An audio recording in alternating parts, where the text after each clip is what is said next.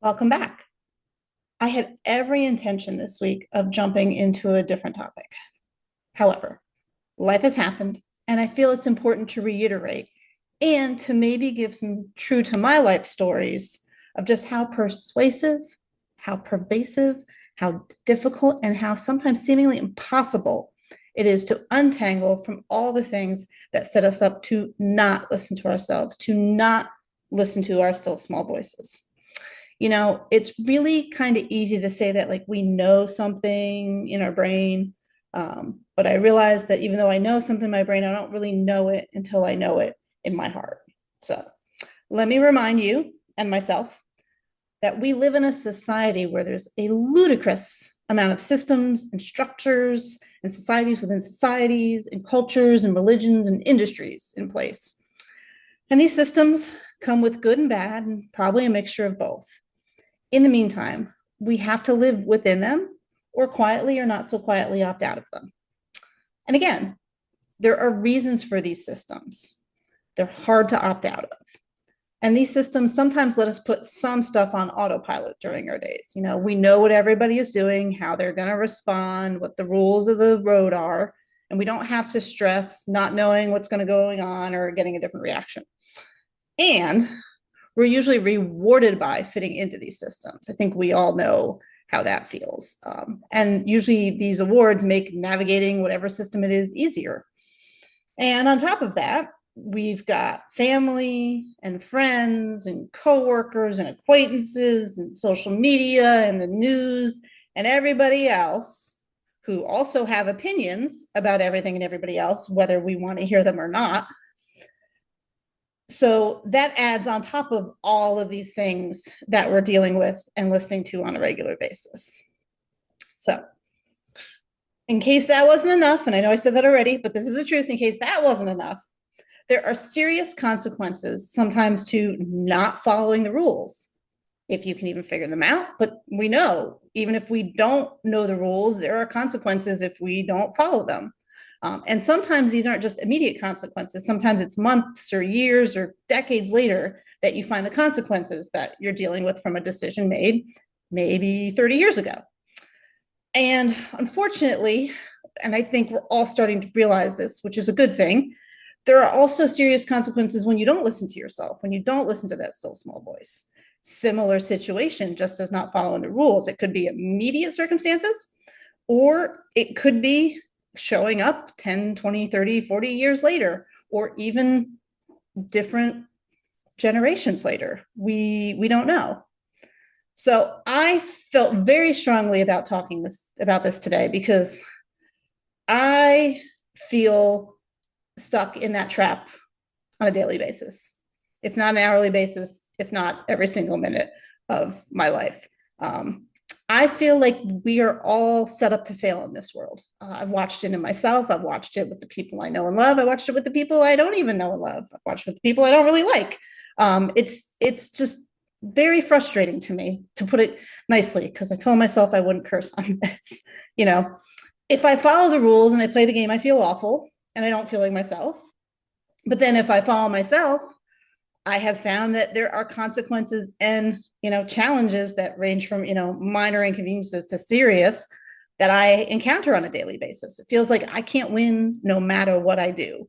So to that end, I've taken so many courses, done so many programs. I've worked the workshops, I've created the vision boards, I've created the plans, the 10-year plan, the 3-year plan, the 5-year plan, rewrote and listened and wrote the positive affirmations, listen to guided meditations and guided, anti-anxiety things and all these things. Spend lots of money and lots of time on them, must admit. But not one of those things has ever solved the real problem or challenge that exists, which is we're trying to live in a world that doesn't want us to live and be ourselves. Let's not sugarcoat it.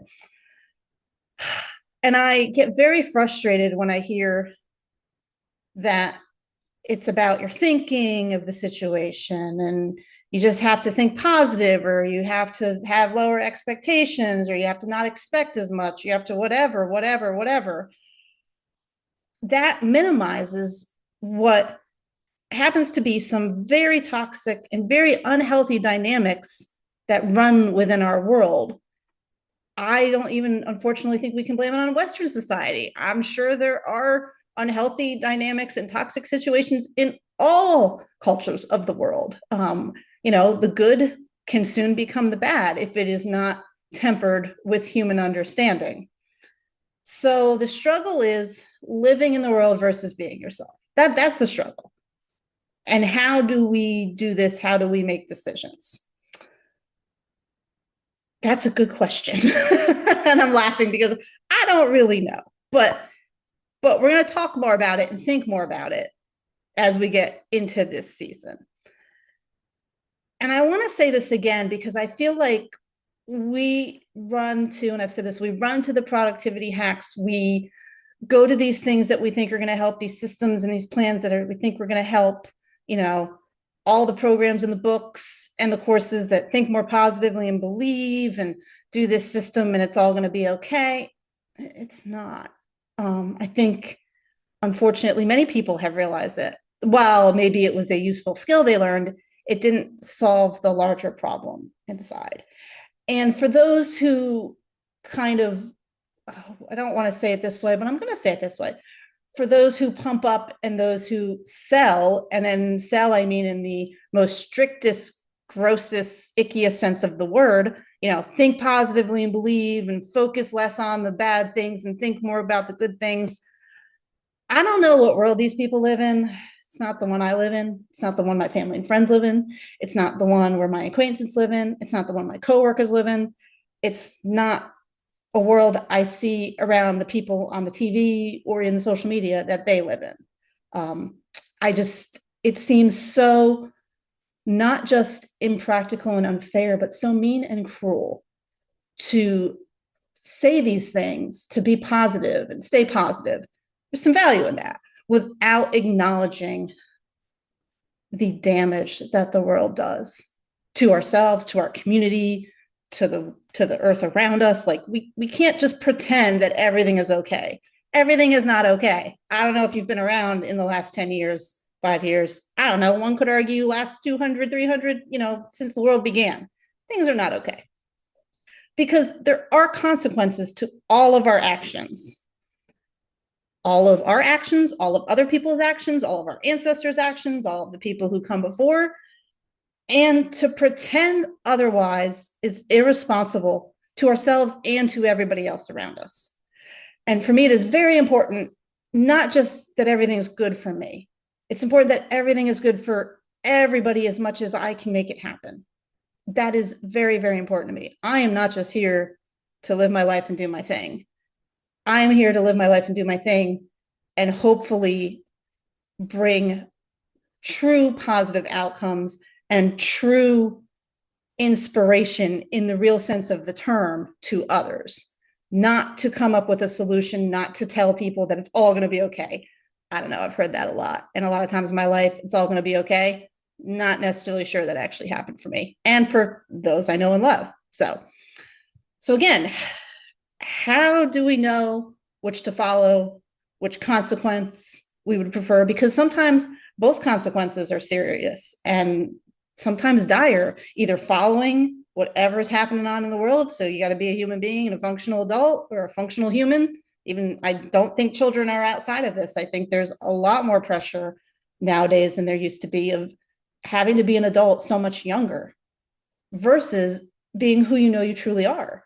And children, high schoolers, I mean, I've blacked out a lot of that. They're mean. I mean, adults are mean too, but there's a different form of meanness, I think, when you're younger and the brain hasn't developed yet. So what do you choose? Again, what do we choose? What do we do? How do we figure out how much to follow what we know is true versus how much we have to kind of lie and play the game to keep functioning in society? How do we know? I don't know. As I've said, I don't know. I do wish I knew though. I really do. I do know we have to make decisions ourselves at the time with the information that we have. That's the best we can do. And I know that's said a lot of times, but I don't think that it has been said in the context of understanding that there are serious consequences to decisions that we may or may not understand at the time of deciding it. And I am all about making sure the information is available and understood before people make decisions without understanding the consequences. Like, understandably, there's going to be things we never know. That's fine. But we should at least be caring and loving enough to each other to try to get all the information we can to people so they can make an informed decision for the consequences of their lives. So I already talked a little bit, but I'm going to give a few more real life examples of kind of how to decide, and sometimes when it works and sometimes when it doesn't, and the unintended consequences from my personal life. So it should probably illustrate wildly how challenging this is. And maybe it'll just give you something to think about in your life, and to remember that we're all dealing with this and there is not a right answer. And even if it's the right answer at the time, it might be the wrong answer later, or maybe vice versa. And that is normal because of the world we're living in. So let me start my story number one, with telling you a little bit of my history. So I got married to my high school sweetheart when I was fairly young. I had to get out of college first. And I think he and I could both say now that there was a lot of red flags in our relationship, in our marriage. But at the time, I think we were both looking to escape some unhealthy situations within ourselves and with the world around us. And to be fair, that relationship was very supportive for both of us for a very long time. It was the safer place for us to go. Unfortunately, I imagine many women can kind of relate to this story that I'm about to share. The guy they're with is better than the current situation, or maybe a lot of men as well. Maybe we haven't heard about it yet, but the relationship they're with is better than whatever situation they were in before. So I think he and I both knew there were always things wrong. And within 10 years of our marriage, I was now concerned so much for my future health and well-being that I had to go ahead. We had to divorce. I had to ask for separation and a divorce. Now, this was not an easy decision for me, and it still kind of haunts me to this day. I'm not going to lie. I was raised Catholic, and though my parents divorced, you kind of don't get away from that, even if you even if you try to get away from that. I did mean what I said. You say better for worse, richer or for poorer, death do us part. You want to mean that. You really want to mean that. And then at the same time, I grew up in Pennsylvania. I now live in North Carolina. It's a little different religious environment, I guess I should say, in the South than it is in the North. I will say that. And he and I were trying very much to fit in with where we were at the time.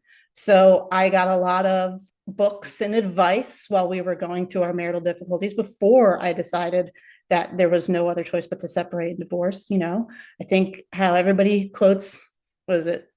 1 Corinthians chapter something, love is always patient and kind. Love is never jealous. Love is not boastful or conceited, never rude, and never seeks its own advantage, does not take offense and store up grievances, does not rejoice in wrongdoing, but finds joy in the truth. And this is my favorite line. It is always ready to make allowances, to trust, to hope, and to endure whatever comes. If you have been in a relationship situation where someone has used this verse against you to bludgeon you in staying in an unhealthy situation, I am so sorry. Because even if somebody has not done that to you, and it wasn't a bludgeon and it was just a whatever, it is so pervasive. Maybe not as much in the rest of the world as the Southeast, but I imagine that there are other things similar to this that are used in many different cultures. So, like I said, unfortunately, I know this is not an uncommon story among women. But finally, I separated with some, life-threatening and emotionally exhausting experiences along the way. But I made the decision after probably 5 serious years of, should I stay or should I go? Should I stay or should I go? And looking through all the consequences of that. I still wasn't ready when I left. I was never going to be. But at that time, the risk outweighed staying. So that moves me on to my second story, which continues as I separated from my husband, as I asked for divorce. I was left with all of his debt. And I think about at the time in our marriage when I knew we shouldn't be signing these things. I knew we shouldn't be doing this, but what else could I do? I was told he knows best and you support your husband. And again, society was so pervasive, and my upbringing and what I saw around me, healthy or not, was so influencing how I was thinking. So for about 4 years, I worked 3 to 4 jobs to pay off about 70K of debt with the help of my mother along the way. So now I'm about 5 years out of that time of my life. It's been paid off for about 5 years. And we threw in a pandemic during this time, which is even better. And now I am coming to the realization that I may have fried myself out during that time, and likely previous stuff as well. I am noticing that my brain and my body, that my resilience, like I don't have the capacity that I used to. I know part of that's getting older, but I also don't think that's completely just because I'm getting older. I'm not that old. I'm finding that I am reacting to things as if I have a lot of PTSD, and maybe I do. I don't know. But when I think back to the decisions I made at the time when I made them, I think I made the best choice that I could have, right? At the time with the finances, bankruptcy was not an option for various reasons. I'll tell that story another time. But I did the best I could with what I had in the situation in the world I was in. But now that I'm looking back, I wonder what I have now sacrificed in my life because of what I did back then, because it was a non-negotiable choice I had to live in the world. And I just wonder, as I'm seeing the effects on my body and my mind now, maybe we can't blame it all on that, but I bet you it had a huge part in my physical and mental and emotional exhaustion that I've been trying to keep at bay along the way. So third part, now that I'm here at the present time with zero bandwidth for like anything, I have learned to be very private and cautious for other reasons too. I am, besides here, with friends and family, I just don't share. I don't feel comfortable sharing with people who are close to me who have access to me, for lack of a better term. They have a lot of access to me. And I have found that I'm not the only one. So thank you to those of you who have shared that with me and made me feel less alone. Because I find that engaging and sometimes having these conversations just takes too much energy to like continue and wrap it up. And I find that conversation that's not one-on-one really stresses me out. I will look like I am enjoying it. I will look like I am the biggest, most excited extrovert you've ever seen. It is likely sucking the life out of me. I'm just going to say that. And I usually pay a price later. I usually always pay a price later. And interestingly enough, as I was looking for help on this, thinking there was something wrong with me, that I don't want to talk to people. It's not that I don't want to talk to people. I just want to talk to people in a certain way. I'm seeing all these things about that, like I'm controlling and I'm manipulative because I'm not sharing my true feelings, and you should just be honest and have the chips fall where they may. And I want to call nonsense on that. That is just some nonsense if you have never dealt with personal relationships that are volatile, that are full of anxiety, that are human. I almost kind of want to be like, are y'all in denial? Because I don't know what people you're interacting with, because people are not objects and you never know what they're going to do. And you never know if you've got the energy to deal with whatever that reaction is. But still, I override my need to not talk on a weekly basis, and weekly I pay the price for not being myself. Either I lose the time to do the things I want to do or have the conversations that I actually want to have, even if I had the energy for them in the first place. So I share all of this with you in this episode today because I know I'm not alone in any of these situations or in any of this struggle.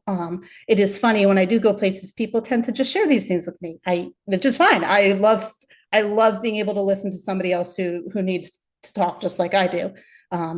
And as I said, I'm sharing this publicly, but it's way easier for me to share in this way, for me to share how I'm feeling, for me to share what I'm thinking in a way where it might be received positively. It also might be received negatively. We'll see what happens.